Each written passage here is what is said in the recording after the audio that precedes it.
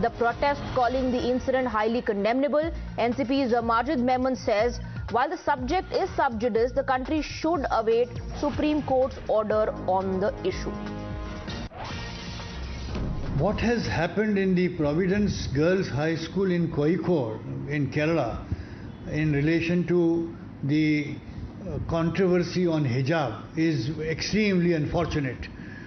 There should not have been any issue locally or anywhere in the country with regard to the question of permissibility or otherwise of girl students wearing hijab, so long as the Honorable Supreme Court is examining the issue in the light of the constitutional provision. And we will have to wait until what ultimately the Supreme Court decides. Several social activists too have highlighted that the case is sub judice, adding that the right of the institution is more important than that of an individual. Listen in. A student of 11th standard has dropped out of college in Kozhikode because she was not allowed to wear her hijab inside the college. Now political bodies have come out and they are doing dharnas and agitations.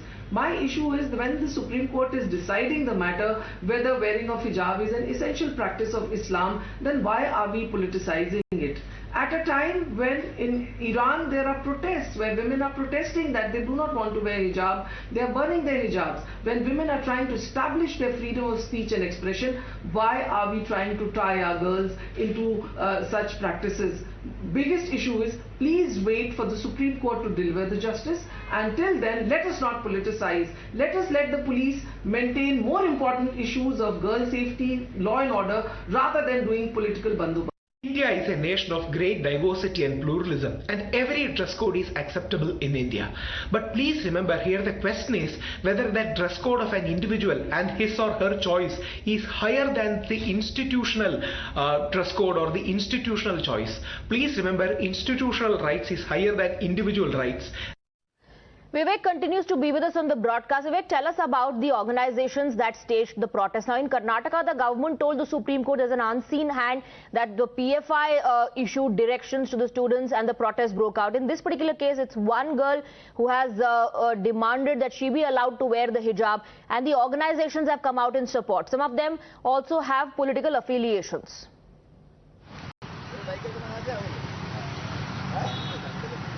That's right. Some of them does have political affiliation. MSF is indeed, an organization, the student wing organizations that comes under the IUML or the Indian Union Muslim League.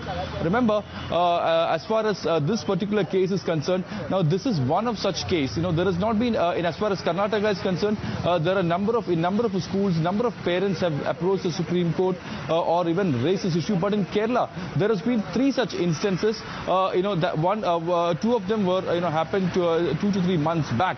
But, in this particular issue, this particular girl and the parents had written to Chief Minister Pinarayi Vijayan. They have raised this issue in the education department. And then the government has clearly advised that, it's up to the institute or this particular management to take a decision on its own, because it's not a government institute as such, because the management of Providence Girls Higher Secondary School is a Christian management, and hence they have the right to take the decision.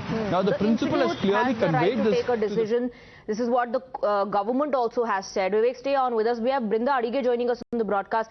Brinda Adige, how do you see this entire issue? Is this about right to wear what you want to, or is this about an institute being given the liberty and the right to impose a standard dress code?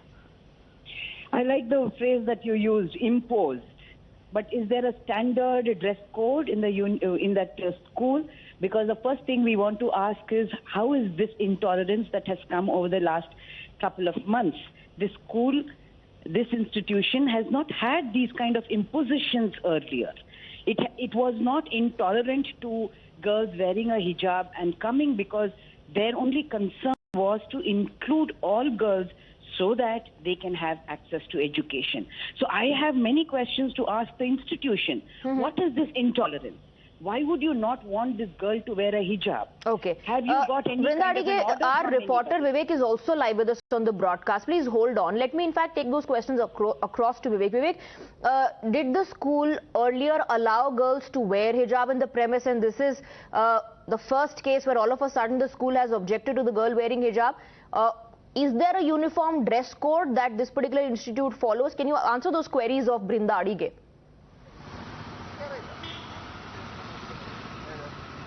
Yes, Swati, this school has a particular dress code, and everyone has been adhering to this dress code for a very long time. That's what I understand, and they have been following this for a very, very long time.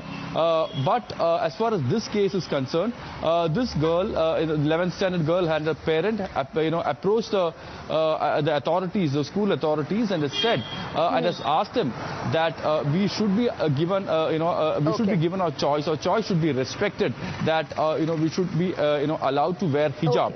Now at that point of time, the school authorities clearly said that when you joined this school, there were a set of rules and regulations which you were clearly informed. Yes, Vivek, thank you very much.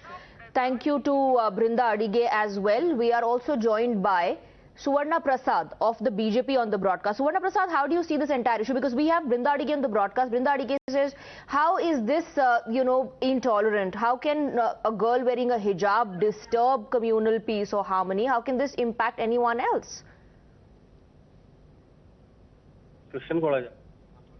Suvarna Prasad, can you hear me?